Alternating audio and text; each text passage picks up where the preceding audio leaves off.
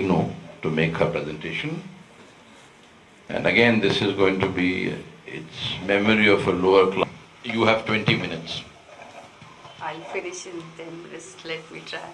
That will be even better. Thanks, Nadeem, for such a warm welcome. And for the first time, I'm here as a speaker. My memories here are very nostalgic because throughout my life I belong to this place, and I'm sorry that I would disappoint, because this is the podium where we kept on hearing the stalwarts, my guru, Prof Abha, and many more. So I would apologize rather in advance, and thanks to the chair also and giving me the opportunity to speak. For long I had been working on the Satnamis, and I'm sorry that I have not published anything. And this time, what I'm going to speak on is I have picked up a 1816 not very small text written in 1816, that is Brahma Prakash, and I'm trying to articulate how the community has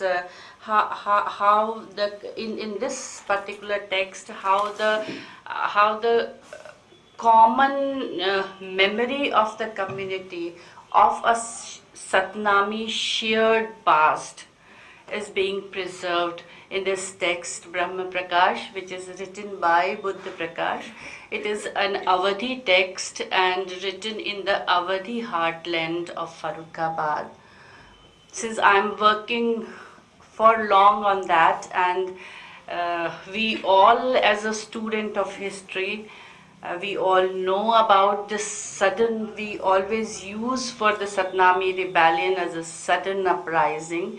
So it always haunted me, my supervisor, when I started working, because I worked on Delhi Suba, so this was part where the Narnaul was part of Delhi Suba, so that's the way I started working on that. So what actually that community was, and how the sudden uprising, and there were number of missing links, and that's why I have chosen this particular text, Brahma Prakash, though this is of the early 19th text, but this is interesting in the sense that how the Satnami shared past was in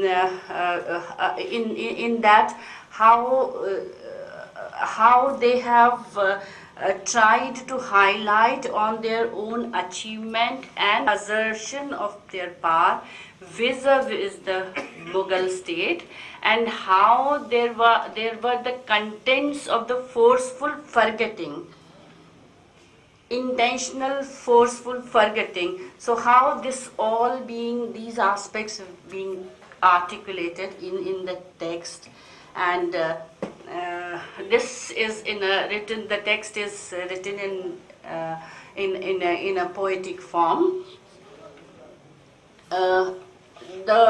I would be taking, it's a long poem of around 460 couplets or dohas are there in that, and number of aspects related to the Satnamis. I'm using the word Satnamis because who were these Satnamis or Sat? When I would be taking the narration of then I would be coming to that point. But here I would be discussing only, or taking up only two narration, or two of the narrative which is in this. There are a number of others, but only two. One, we can say that it is apparently it would not look like more historical.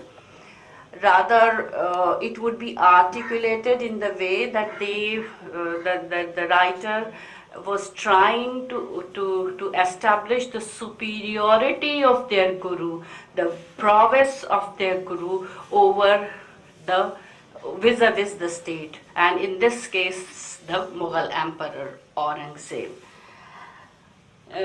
So in the first narrative, Aurangzeb, I'll give you the feel of the narrative also, reading just few couplets from the text. But first, let me just briefly mention you what this narrative is all about.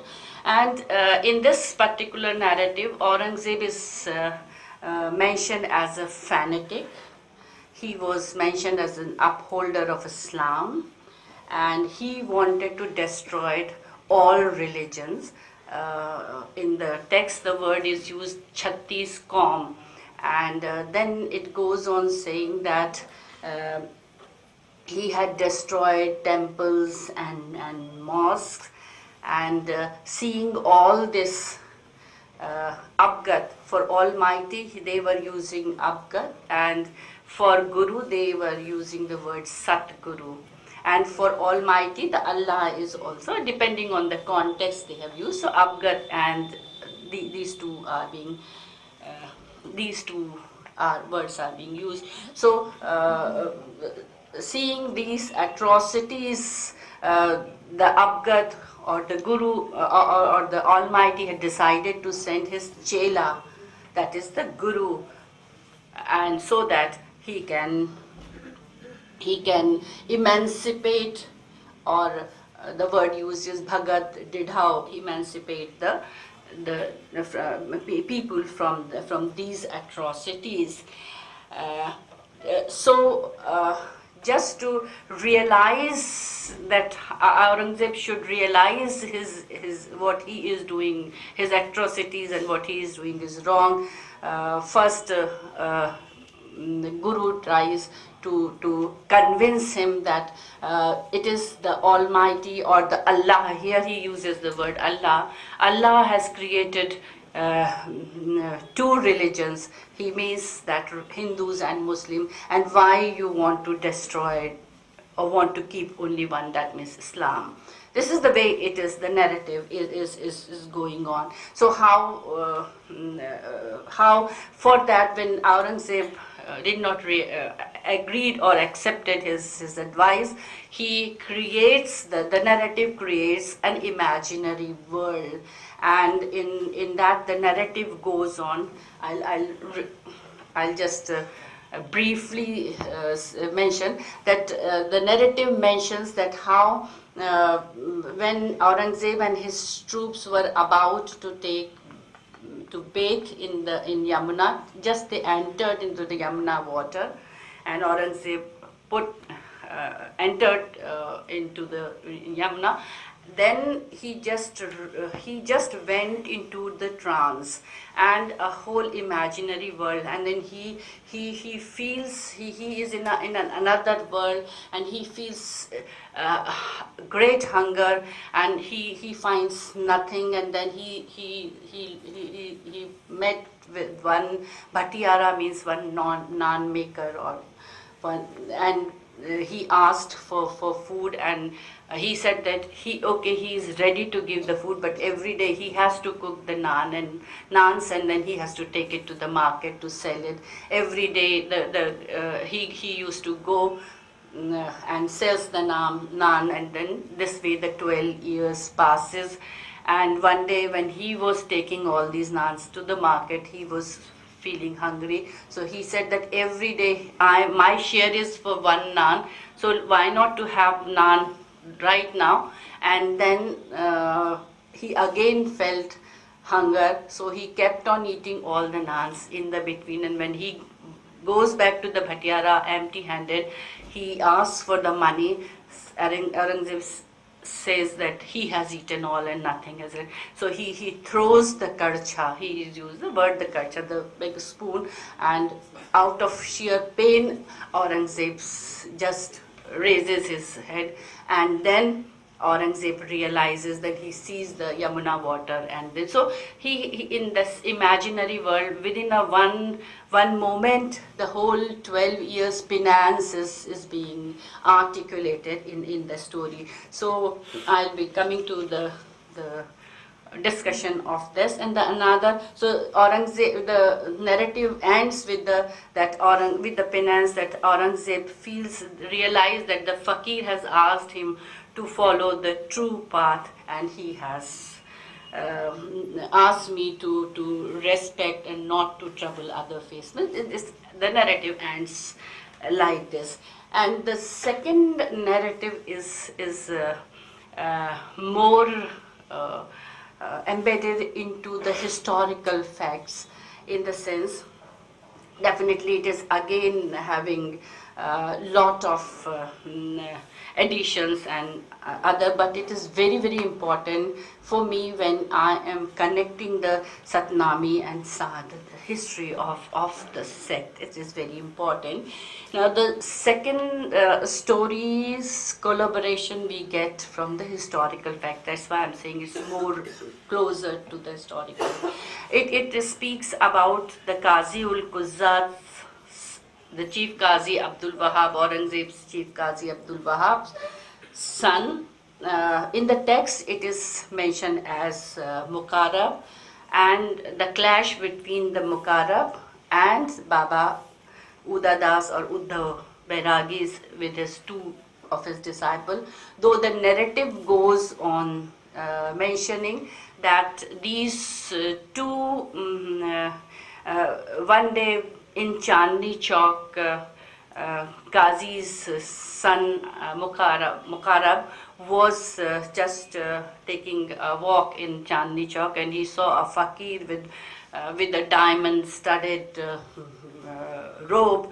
So he asked, "Why you are wearing? You are a fakir, and from where you got all this?" And then he said, the Guru Udadas said that you follow the right path, otherwise you will face the death. And the narrative goes on in details, but Muqarrab did not pay any heed to the Guru's advice.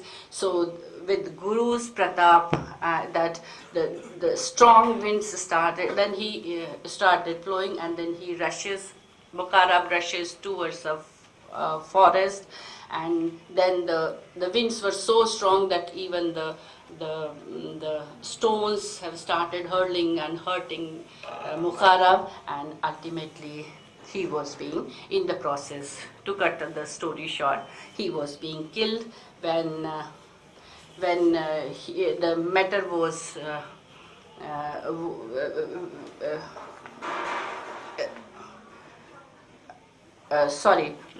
started shouting and using the unparliamentary words for Allah. So because of that, the story runs like this. Because of that, the Guru Udadas orders his disciples to kill, because he has used unparliamentary language to kill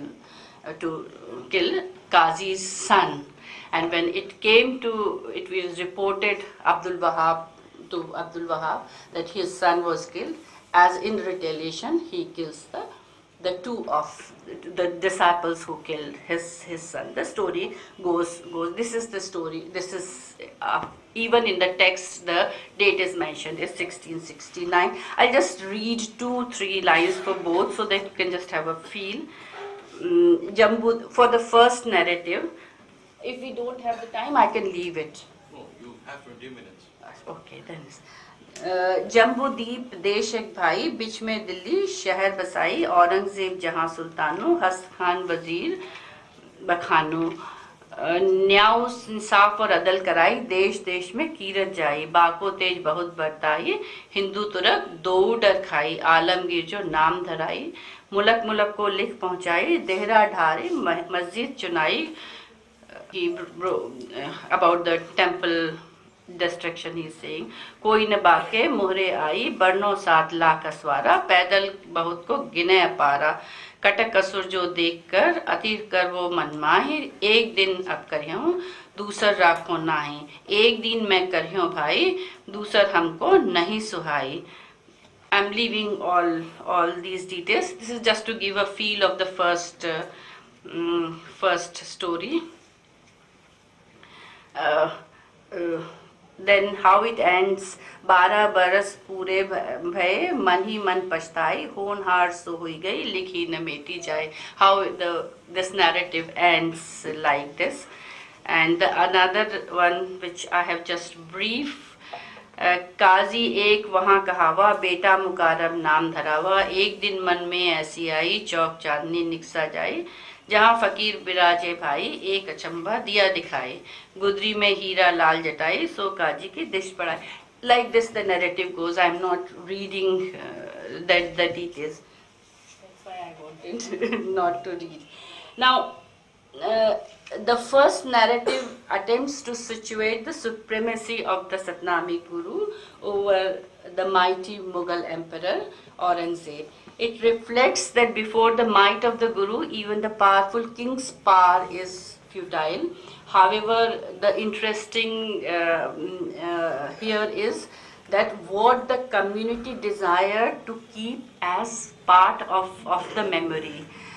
It underlines Aurangzeb's clashes with the Guru and the community, nonetheless completely missing the armed clash, 1672 armed clashes of the community against Aurangzeb.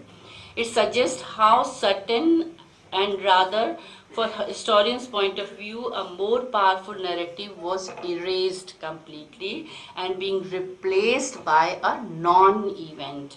The Satnami defeat was not only forgotten and deleted from the common memory, instead erased from the history of the Satnami ballads altogether. This manipulation of collective memories of forced forgetting highlights attempt to control over history of the community. Then about the memory itself, the second one. In the second narrative also, the here also in the narrative, in the conflict, there is an element of forced forgetting and conscious manipulation, rather misinterpretation of historical truth. What Louis Natal puts it, rewriting of both collective memory and consequently history itself to meet their goals. The memory of the murder of the Qazi, son by the disciple of the Guru, is replaced with more forceful and appealing new version of the narrative, where the memory of the clash was kept intact, but the players reversed. Culprits applauded as heroes, as upholder of the faith, and the innocent Qazi's son as culprit, attempting to control over history. These are how the narrative was being manipulated and forceful forgetting. It was replaced by non-events, and these are in the important aspects. However, not only so, in the first narrative, the attempt was by the manipulation, and for the entire, though they were trying to emphasize upon or highlighting their own heroic deeds and the success, they were applauding the success of the Satnami faith over the vis-a-vis the state. But somehow this whole memory of the rebellion is being completely erased from the memory in the text. How the second text is very, very important because it provides us the crucial links to connect the community, the Satnami community, with the present Saad community. It was when in the 17th century sources, Saki Mustad Khan, Abul Fazl Mamuri, even Manuki, they are mentioned. Saki Mustad Khan mentions him, the community or ending with the community on the note with the using the present tense. So it appears that after the suppression the community in some form continued, but which some form we do not know. So how to link, and they were mentioned in the 17th century sources as the Satnamis, Bairagis and the Mundias.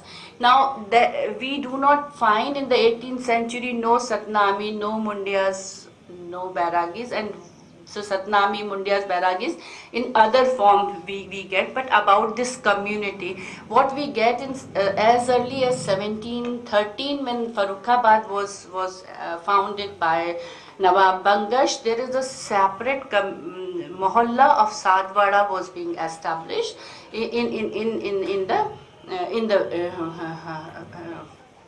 in Farrukhabad. So these Saad was the connection with the Saads and these Satnamis. I was trying from the very beginning that there was some connection, but I was not getting the conclusion.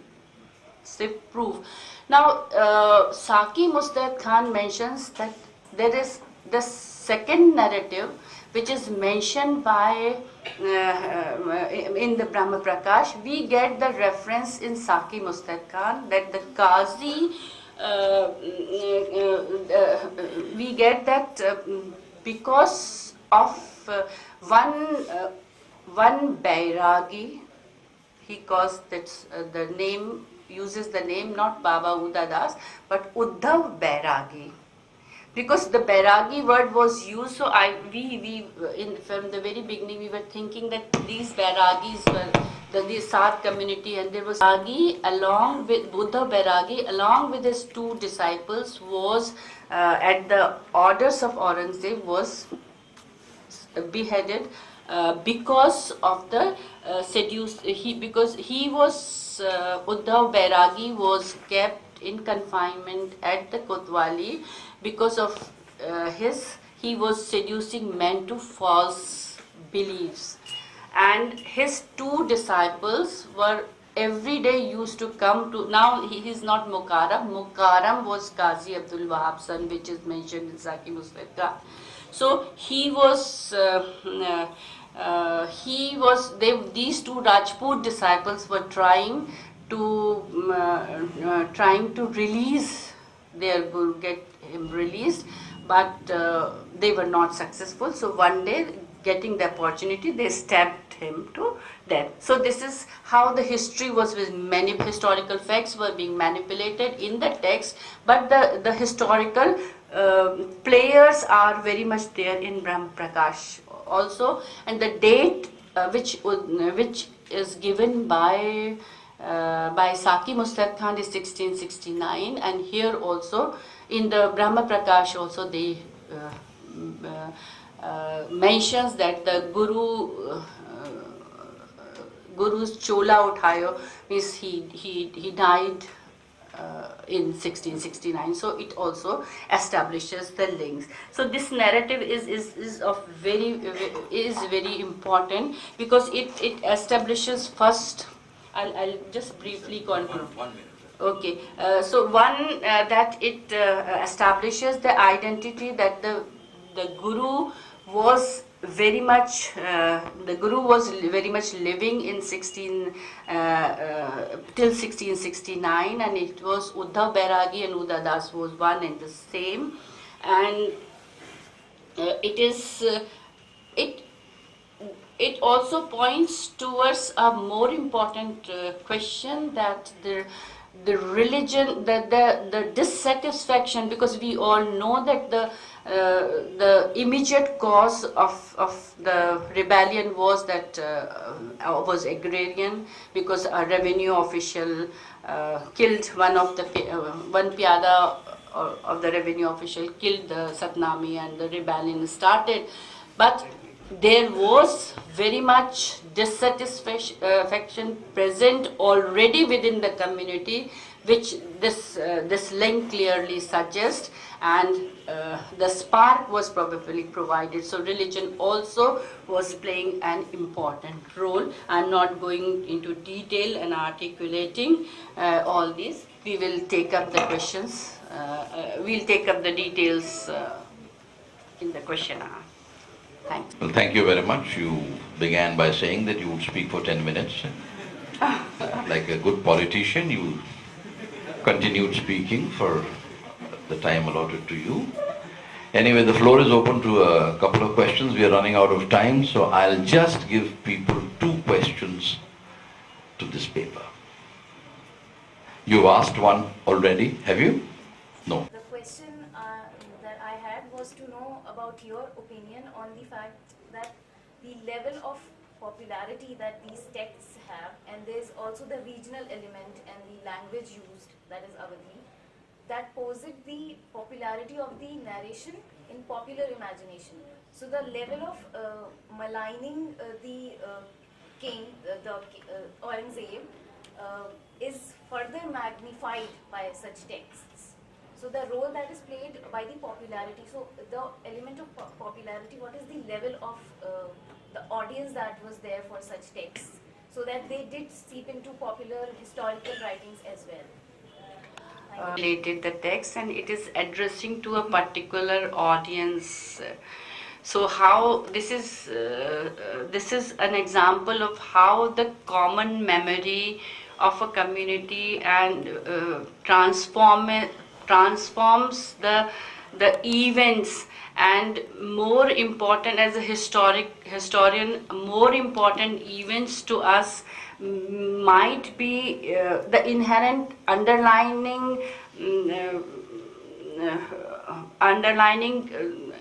the inherent how the individual knew for sure that what to present and to whom he is addressing. It is very interesting that the underlying fact was that they wanted to show that the power of the Guru is above the state, above the Mughal state and Aurangzeb. So how to undermine Aurangzeb's position, and the whole event, because they got defeated in it. So the whole memory of the rebellion being replaced with a sort of a non-event, but the undercurrent within the non-event is that the Guru was successful, and even the mighty Mughal emperor's power in front of the Guru was non-entity. And in this whole the whole current of the manipulation, not only just the manipulation but forceful forgetting of the memory is also very much there. And even in the second event also, the whole when I said that the players were reversed, and the whole event they were blaming, the blame is on Qazi Abdul Wahab's son, but actually what Saki Mustad Khan, because he is not mentioning anything intentionally, the way the narrative of Saki Mustad Khan is, he's just making a passing reference to that one Uddhav Bairagi, with just 2 lines references there, which they are saying where it is clearly mentioned that why he was being slain, unordered, was beheaded, and in retaliation. So the whole narrative is being reversed, and the players were being reversed. So very much, because they are addressing to a particular community, so they are this whole manipulation is very much there. Okay, just please be. I wanted to know that if the text was trying to recreate fond memories of the chivalry of their own community, and wanted to forcibly forget what went wrong with the episodes. So were they only targeting, or were they only thinking about Aurangzeb's reign, or there were much more memories to cherish from 18th century also? And then what was the relationship with the state in the 18th century? You have to connect. That's why I have not brought those things into the link. Actually, we as a student of history, we know that the rebellion was suppressed severely, and a huge chunk of the Satnamis got killed in the process. And during the later phase, as identity completely, they have done away with their Satnami identity. They say, address themselves as a Satnami, and they emphasize on Satnam. The whole, completely the memory of the Mundia is being forgotten. Their guru, who is now conclusively clear that he was a Uddhav Bairagi, the whole, because the whole 18th century is very notoriously known for this whole Bairagis and with the connection with the Gosains. So the whole Bairagi identity, the whole community have intentionally taken out. What was being continued, they have kept, was they were wearing the white clothes. That has continued, and it largely survived as more as a cultural movement. And it is among the Satnamis also, it is common that the whole Sadwara Mohalla, which was being established by Nawab Bangash within the when he founded, to keep at bay the Hindus and Muslims. So they were more because the whole Satnami, with the rebellion, the whole militant wing of the Satnamis goes away, and so and with no guru, no gaddiship, which continued as it continued in the other religious bhakti sects, like even their other counterparts, Satnami, 18th century, Guru Ghasidas, Satnamis of Chhattisgarh, or Satnamis of Barabanki. So they were left without guru or without any leader.